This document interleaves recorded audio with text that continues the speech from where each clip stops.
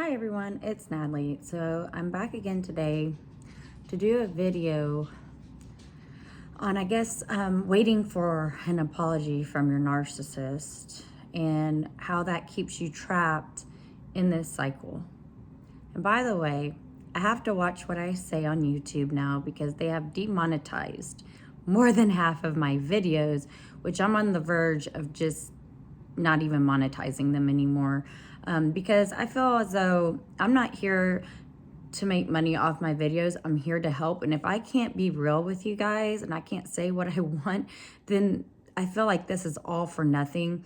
But I'm going to be very cautious at what I say. And sometimes I might have to spell a word or abbreviate it. So work with me. Today, I was cooking breakfast for my son, and I was thinking, what really caught me, I'm cold, what really caught me stuck in this ABUSE cycle is thinking that I was going to get an apology, and with that apology, find acceptance or get acceptance, that there was going to be this magic pill that the narc took, and all of a sudden their eyes would open and they would see what they've done, and they would apologize, and all of a sudden this magical relationship would involve. And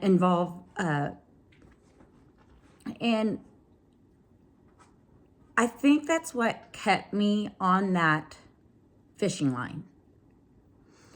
Because through my life, the people that I have had in my life, when something was wrong in our relationship or somebody got upset with one another, either I apologized for the things or my actions that, that took place, or the other person did.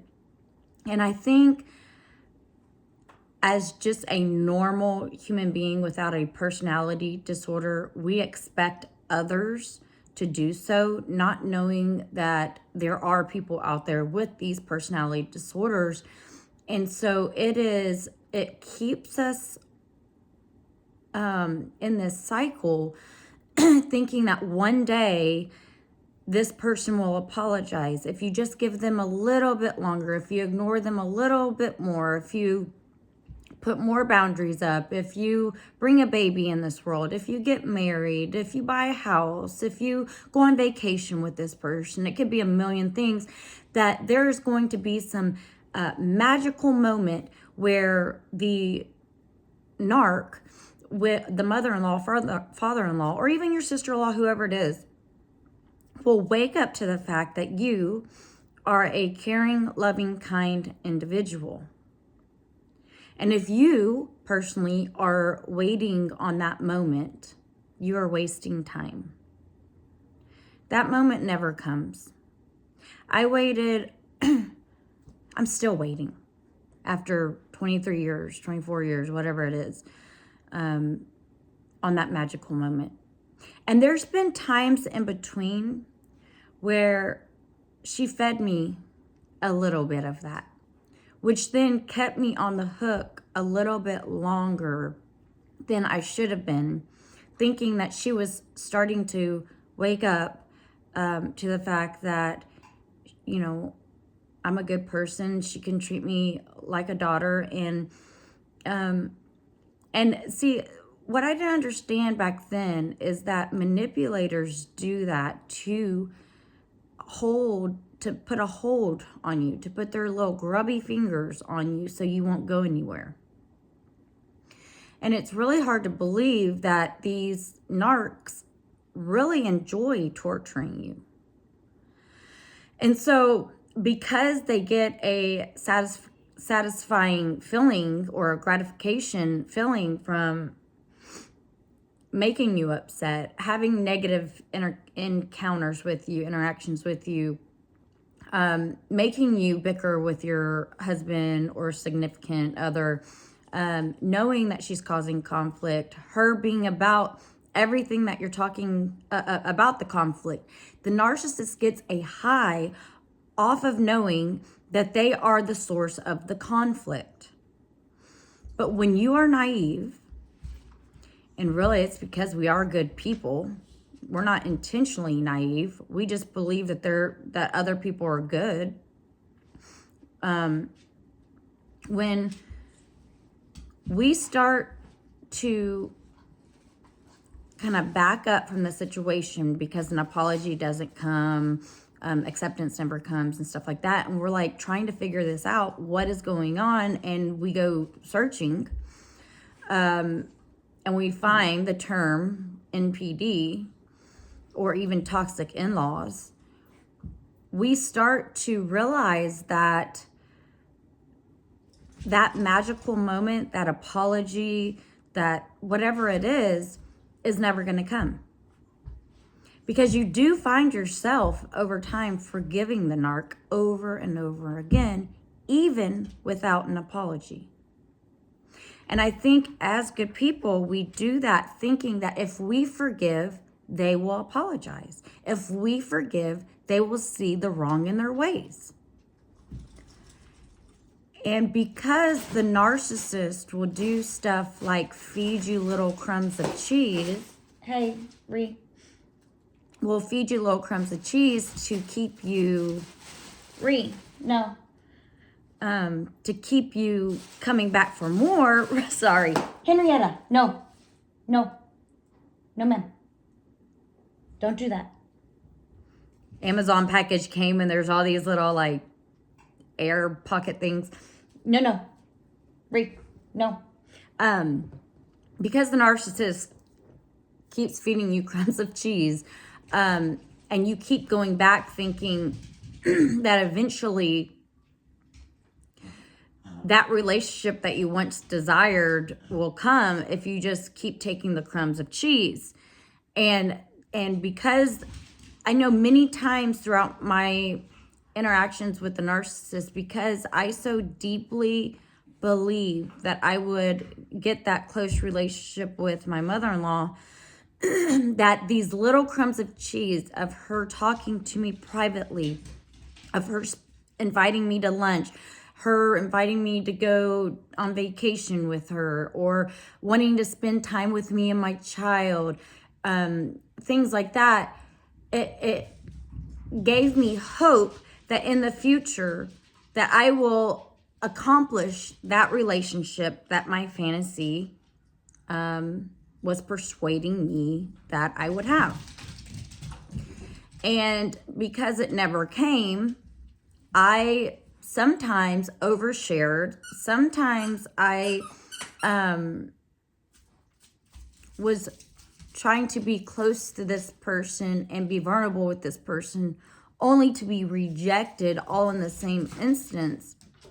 And what I mean by that is, Henrietta, please stop, is that I believe that if I started hanging out with the narcissist and saying that I loved you, especially like I would, Henrietta, no, especially when she's messing my video up.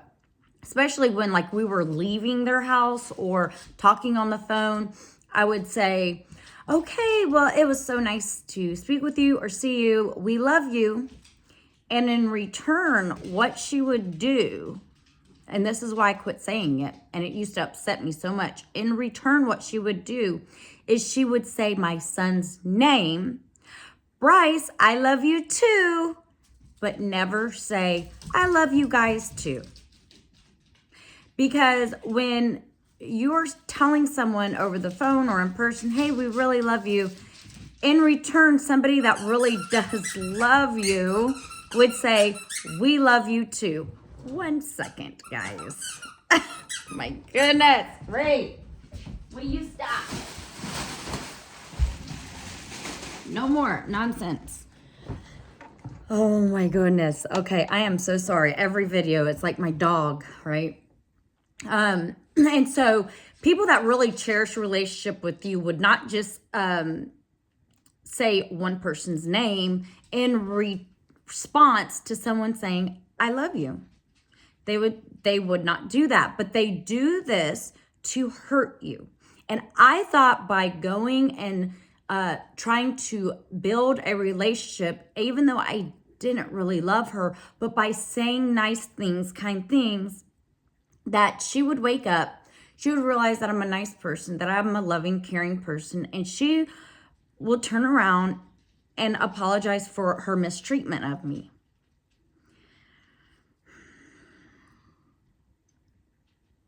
This ain't tea, but let me tell you, I wish I could spill more tea on this.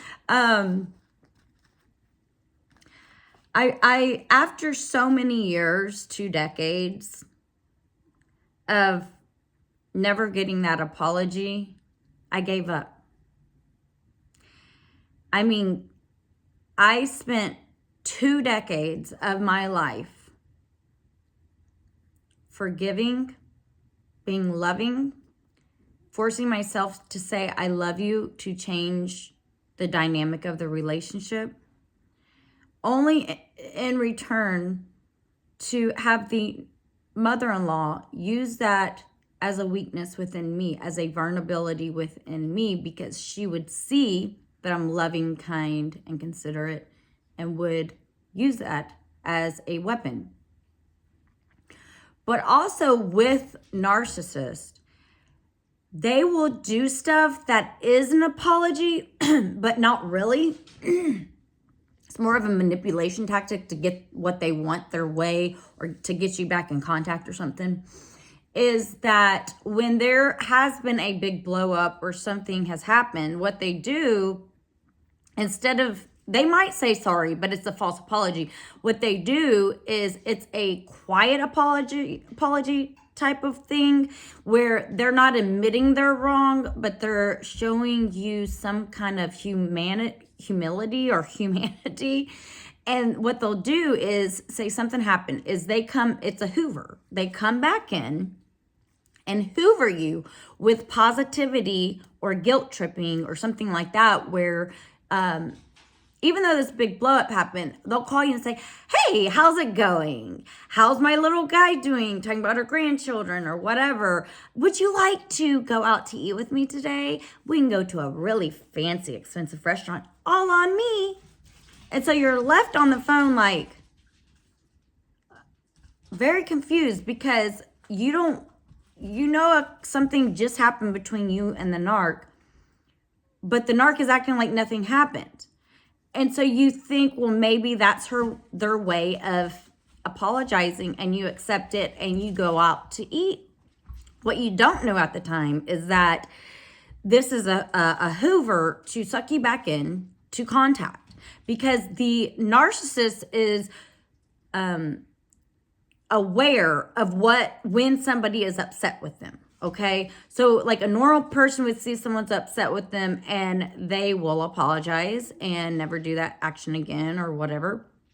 A narcissist sees you're upset and they are afraid that they are losing control.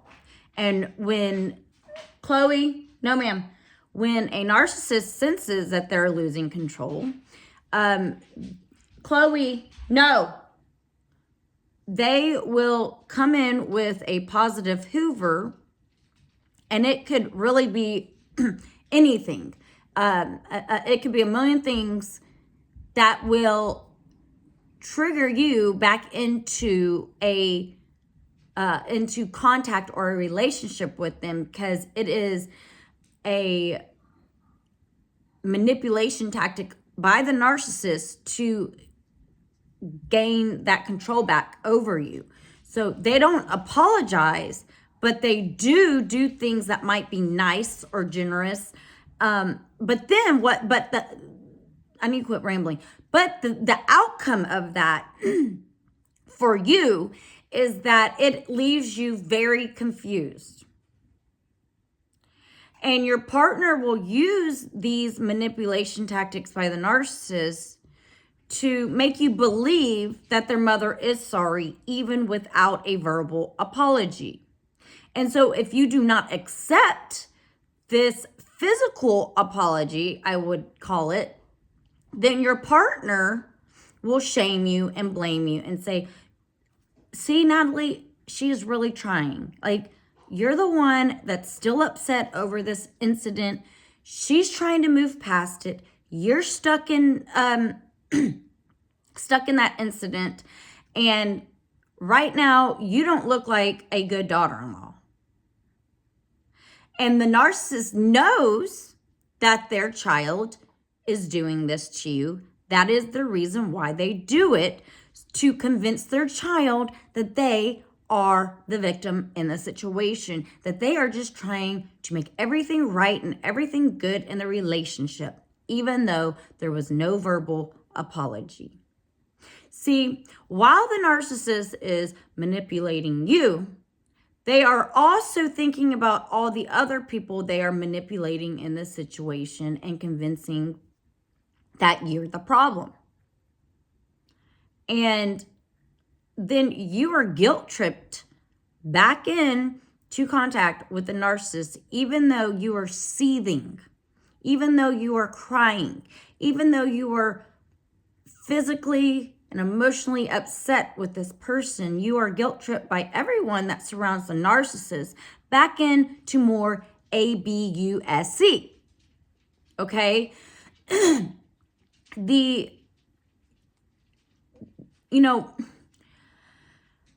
I experienced this so many times with my husband, and I would go tell him, like, dude, your mom just called me and invited me to go do this or that, or wanted to talk to my son or whatever. I'm like, I'm really confused because of what just happened between us, and she didn't apologize, but she's just acting like everything's okay. And my husband's response to that would be like, well, that's how my mother treats me. That's how she is. That's just, that's her way of saying sorry. And I fell for it many times. And I'm like, okay, well, maybe she's just kind of different. This is the way it is. She is being kind. She is being nice. So I fell for it.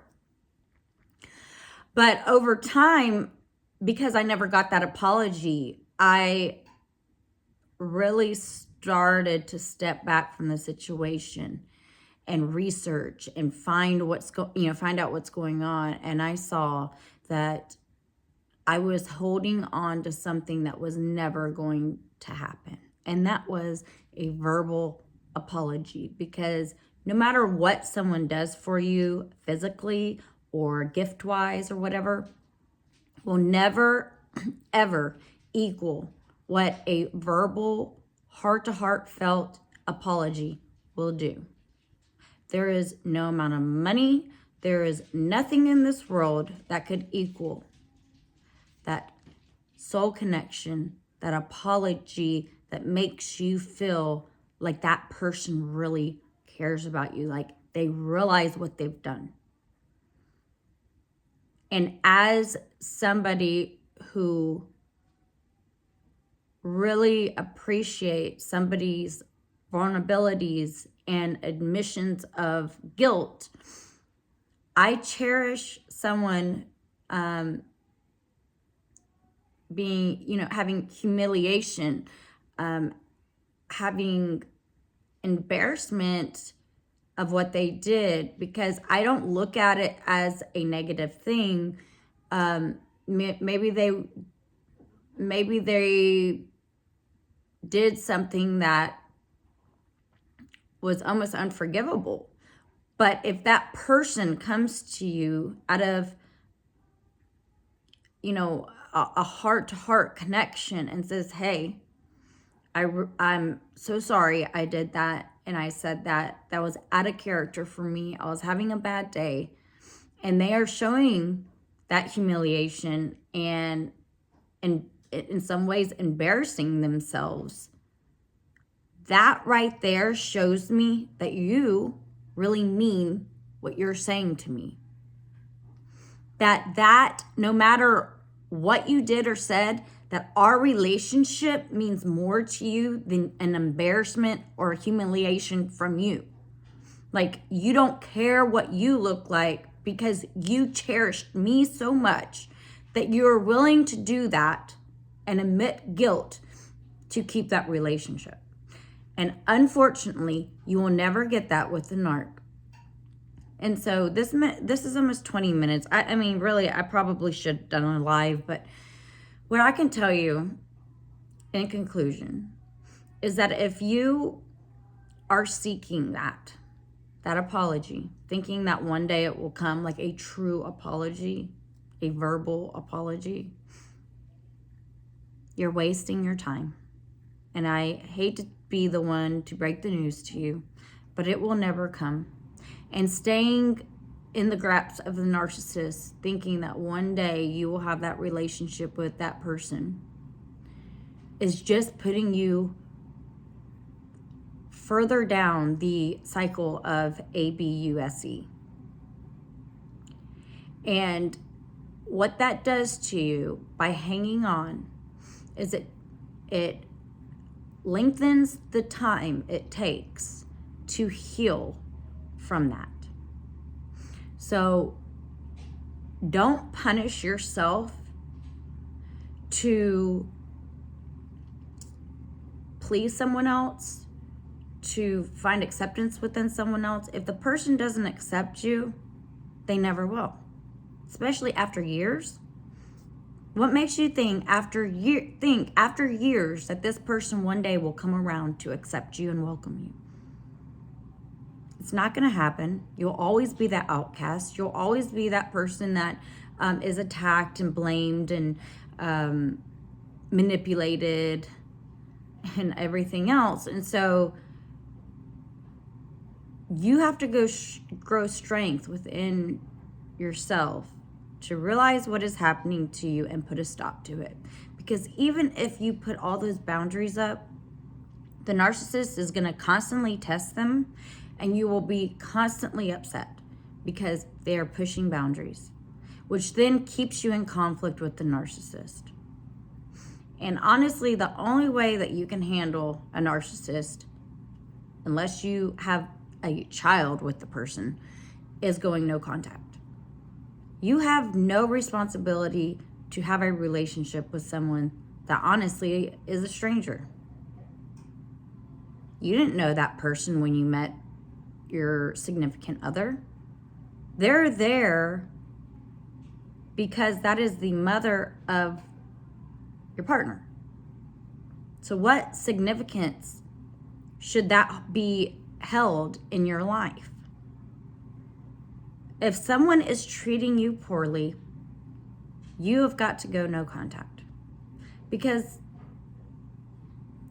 it just won't ever end. I tried the gray rock. I tried, the low contact and boundaries and all that, but I found that it kept me upset. Having boundaries kept me upset, which then kept me in the cycle, which then in return, the narc had control over. Because you have to understand, narcissists push boundaries to keep you upset because they are like a addict. They have to get that high. And over time, the things that once got them high no longer gets them high. So what do? They ramp it up. They put more ABUSE on you so they can get that same relief of control and the high, or whatever you want to call it. These people live for that. That's why they've been doing it their whole life, because they literally get some kind of adrenaline, serotonin, something rush from upsetting people, manipulating people, hurting people, all this. Like, they literally live for that. They push the boundaries to see what they can get away with each person. And the only way to get out of this is wiping your hands clean. And I know that will upset your husband, but you do not hold a responsibility for his baggage. That's not your responsibility. That's his. He needs to deal with it. And if he wants to blame you and shift blame on you and everything like that, then you need to tell him, you need to get in counseling. These are things that you're going through. I no longer respond to, to what your mother has done or said. Like, she is cut out of my life. I'd rather you not bring her up to me. If you're upset because I've chose to go no contact, then you need to address the baggage you have with your mother. I have tried to address it with you, but you have either made excuses up for it or find it normal. You have normalized these behaviors. I do not find them normal, and I will not tolerate this anymore. And you literally have to live your life like that to get through to your partner. And no matter how much she tries to bicker with you, convince you, manipulate you, whatever it is that your partner's trying to do, you have to stand your ground. And when he does start bickering with you, you can walk out of the room. You can say, I really find this inappropriate to argue about. I have no comment. I'm sorry that you feel that way. I feel differently, or I'm sorry you see it that way. I see it differently. And you end it. You don't go back and forth with your partner arguing about why you're not in contact with his mother or anything, not even an apology. You're not even going to argue to your partner about why his mother didn't apologize. It just is the way it is, because your partner will always make excuses for him normalizing his mother's behavior because it is all he knows. This is what a lot of people don't understand. They sit back and think that our partner is just allowing this, which they are, but they are allowing it because they have normalized it. It is all they know. They have been raised to protect, to normalize their narc. The narc has been training their child since birth to protect them, to normalize them, to find faults within other people and not within the narc. So you have to find little techniques where you're not getting a big blow-up fight with your husband over no apology or no contact or whatever it is. Sometimes you maybe leave in the car, get in the car and leave just to put it into it. Because if you start arguing and bickering with your partner, your marriage is going down the drain. Because at this point, if you're there and your partner's still not protecting you, it's already going down the drain. You not only have a mother-in-law problem, but you have a spouse problem or a boyfriend or a girlfriend problem, which that right there needs to be addressed first. Don't address the narcissist first. Address the relationship that is priority first. All right, it's 27 minutes. I'm sorry. Peace, love, harmony. See you guys later.